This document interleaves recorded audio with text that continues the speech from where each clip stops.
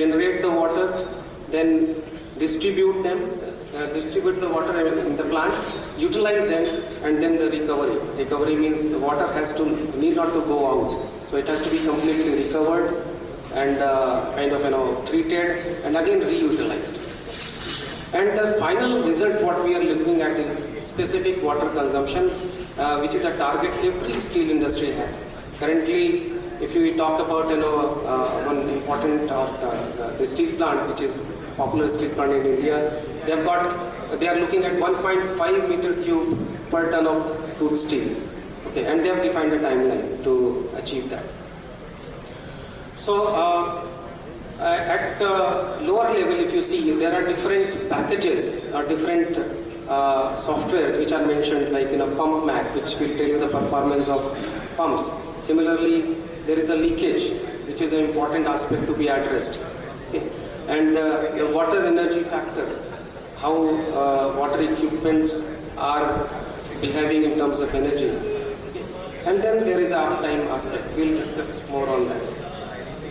So if you see the pain areas in any steel plant, because steel plants being a very old plant, you do not know how many tapping points are taken. So you want to actually know with the help of some software, if it can help. Then pumps. Pumps are also old, and sometimes it does not follow the signature when it was supplied. So performance deteriorates, and then people just add one more pump if there is a further requirement, rather than actually performing those pumps to the level what it is meant for. Then ineffective utilization. If somebody wants more water, give more water, without actually realizing that it is actually loading your pump and then other water assets. Then third and the fourth point is manual operations. There are very less automation in water management, which people now are looking at. And the final is blind device upkeep. It is just upkeep is like just make it run and do not look at other aspects, because this is very important utility, and without which plant cannot run. So we start with a practice. We survey the plant. Any steel plant we survey and then find out the complete networking, how it is with respect to current condition, and then design the complete water map with respect to 4 things. I'll just go to next slide and then come back to the previous one. The 4 things. The first thing is volume. Volume of water addresses your specific water consumption. So we design our system with respect to volume, means the total network is is available in the software, and anywhere you click, you will find that how much volume is being consumed. Second is the cost of water. The cost of water is very important, because when you take the water from any natural resource, it has got a cost, and later on the cost gets added. If you pump it, the cost gets added.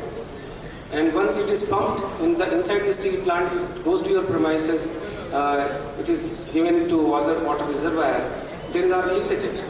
The cost goes further high. You chemically treat it, then cost goes further high. It goes to plant and come back, you again treat it. Cost becomes different. So everywhere cost gets added, and that is very important. So if you take volume and cost both together, you can design your priority, or you can find your priority, which one has to address first. Okay. The third thing is quality of water, because plant is using this water with respect to certain quality. So there are several indices which is available. So everywhere the quality has to be as per the process. You do not want to over treat it, and you do not want to under treat it. So if you optimize that, probably you'll be saving a lot on chemicals. And if you are actually not treating it well, then it affects your processes. So maintenance requirement will be more. So if you optimize it, again, it will give you more uptime towards your equipment. The fourth is energy. It is very important. We are looking at carbon neutrality, so it is connecting to that also.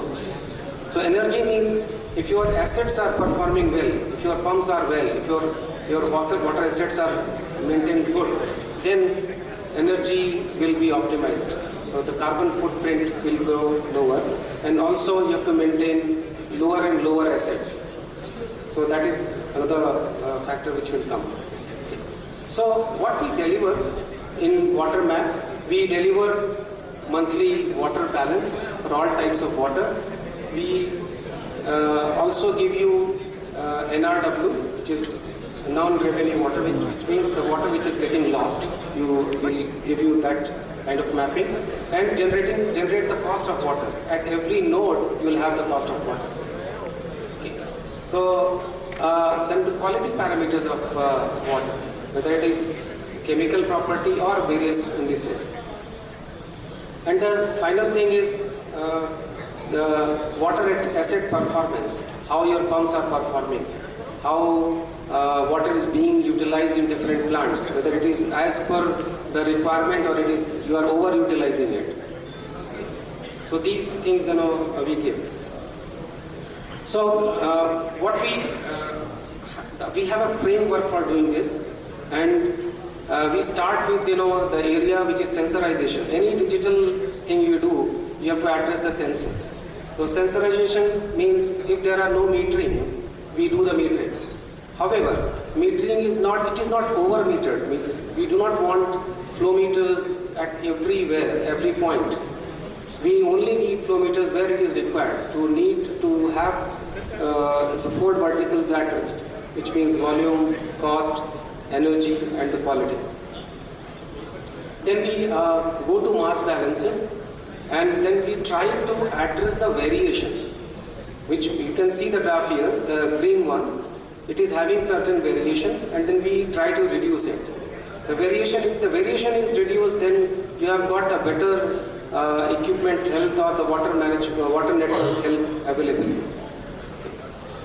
And this we do with the help of systematic approach. Means we do the survey, then find the gaps, and then we actually make the complete network offer with respect to all these 4 verticals, and then suggest you certain deliverables.